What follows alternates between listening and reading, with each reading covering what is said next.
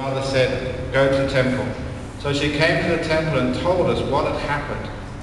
And when we found out what had happened, the usual case is that we go to that house, for a house dana, where we give him the meal for the morning, do some chanting, and see what happens. And as we went for this dana, this house blessing, this disciple of our monastery, one of the other girls fainted.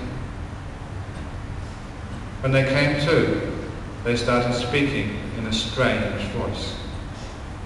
The elder monk, who was a Thai monk who was visiting at the time, had experience of possessions, and so straight away asked, who are you, what do you want? And interviewing this possessed girl, found out it was this demon who possessed her. And interviewed say that he was under the control of a black magician. He was a lower being who was being controlled by a man in town who had been spurned by this young girl, who wanted to marry her, but she wouldn't accept. And this demon had been contracted to kill her, and had been following her for 2 years, but could not get close. Again, because of the purity of her precepts. The monk said, you're never going to be able to get close. If she keeps her precepts, that will always protect her. And because of that, it's a waste of time. But the demon protested. Look, if I don't kill her, I will have to die myself. And the monk said, it's better you die than to kill someone else. Which is advice I would give. And the demon thought about it. But the monk said, look, before you die, I'm going to give you 5 precepts. If you can take those 5 precepts, there's a good chance you'll get a fortunate rebirth. And the demon accepted that proposal. And this woman in a trance, speaking in a very, very strange voice, took those 5 precepts and then went unconscious again. When she came to, she didn't know anything what had happened. The demon had gone, it had died, and the girl was never bothered again. That's one true story. And these are things which you can't make up. These are things which actually happen. And the reason I should tell you these is because sometimes people are afraid of things like black magic. And they do want protection. And the protection is easy. I don't know here, but I know that sometimes people wear amulets, or they wear sort of string around their wrists, thinking they will protect you. Sometimes superstition just goes too far.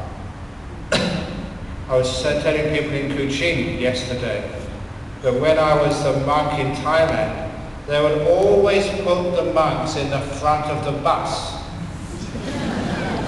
The reason was that being a monk in the front, we had all the good karma to protect all the people in the back in case we had a head-on collision.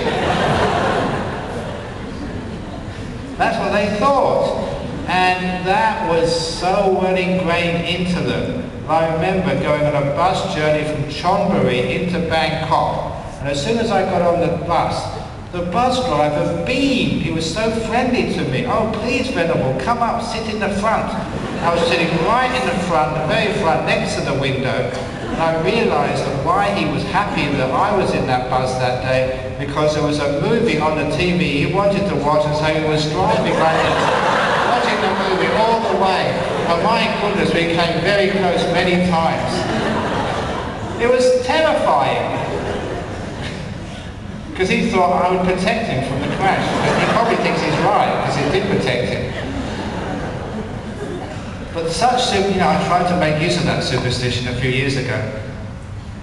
Now, I was travelling on Thai Airways, economy class, and I asked the chief flight attendant, who was a Thai, and said, if you put a monk up front, in the front of the aircraft, it means you protect everyone in the back. How about upgrading me to first class? Unfortunately, he wasn't superstitious. So I had to sit in economy. It was worth a try though. But many times that people are superstitious for the wrong reasons. And they think that, oh, they go and do some chanting, they'll protect them from black magic. Or wear these medallions. Have you seen these medallions which some people wear? The time medallions? There's this huge one now. It might protect you from, actually it probably will protect you from a bullet. It's so big and fat. If a bullet hits it, no way would it go in. But I'm sure it gives you neck ache. That's what, remember that story Ajahn said once? About this young man who was drafted into the Thai army. And he went to Ajahn for some blessing to protect him. He actually wanted a medallion, a little Buddha to hang around his neck to protect him from bullets. And Ajahn said, no, we don't do those things. I can give you 5 precepts, that will protect you. He wouldn't have that. And in the end, he harangued Ajahn so much. In the end, Ajahn gave it. He said, okay. If you really want a Buddha to hang around your neck, which will protect you from bullets, take the big Buddha in the main shrine. Hang that around your neck. The 3-meter one. That's the only one which will protect you from bullets. So the moral of that is there is something which can protect you. And that's 5 precepts. And every time I've seen a virtuous person, they do become invulnerable. Especially to black magic and curses. Once I was visiting my mother in London. She was cooking me the meal for the day when somebody called at the door. I decided that my meal was very important, so I said, Mum, I'll answer the door, you keep cooking. I only have 1 meal a day, I don't want it spoiled.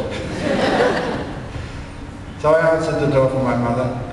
And on the other side of the door was what in England we call a gypsy woman. This was a group of people who didn't really have regular jobs, who would go from door to door selling trinkets or little sprigs of heather. And their marketing ploy was this, because I said, no thank you, we don't need anything. And she looked at me and said, if you don't buy this, I will put a gypsy curse on you. That's their marketing ploy. Many people just, they don't know, so they just buy it anyway. But I was a Buddhist monk. So I stood up, I had my robes on, and I said, Madam, I am a Buddhist monk. My curses are stronger than yours. You know, I shouldn't have done that. But I always remember the face. This woman's face, she was terrified. She turned around, she ran away. Because I wouldn't curse anybody. But your precepts protect you. Which is why that sometimes people forget about the importance of precepts. Sometimes in haunted forests, and I've been in many places where there have been ghosts, real ghosts, not sort of fake ghosts. And they never ever can harm you if you're a pure being. They can scare you, but no more than that. When I was at Cambridge, one of my best friends was a man called Dr. Tony Cornell. There's 3 groups which I joined as a student. Was the Astronomical Society, because I was always interested in the astronomy. There was a Buddhist Society, which has led me to being here. And the 3rd society I joined was the Psychic Research Society, which was a bunch of ghost hunters, ran by this Cambridge professor. And even then, he had this wonderful business card, Dr. Tony Cornell, Chief Ghost Hunter of Great Britain and Northern Ireland. And he was the expert.